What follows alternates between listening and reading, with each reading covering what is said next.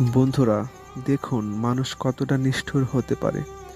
এই লোকটা নোংরা পানি দিয়ে এভাবে সরিষার তেল তৈরি করতেছে, যেখানে কেমিক্যাল অ্যাড করা হচ্ছে।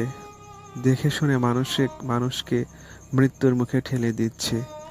এই সমস্ত স্বার্থান্বেষী মহলগুলো আজকে পৃথিবীটা ধ্বংস করে দিচ্ছে নিজের কিছু স্বার্থের জন্য।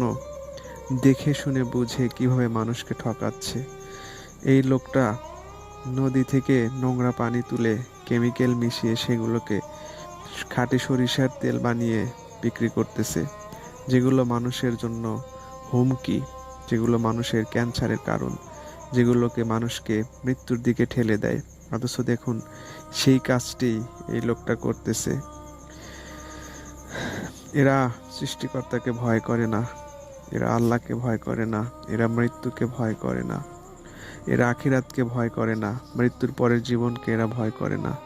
মৃত্যুর পরে যে এই কাজগুলোর জন্য তাকে জবাবদিহি করতে হবে, সেই ভয়টা এদের মধ্যে নেই। তাই আমি বলবো, আল্লাহ যেন সবাইকে হেদায়েত দান করেন, যেন কেউ এরকম খারাপ কাজ না করে যেটা মানুষকে ধ্বংসের পথে নিয়ে যায়।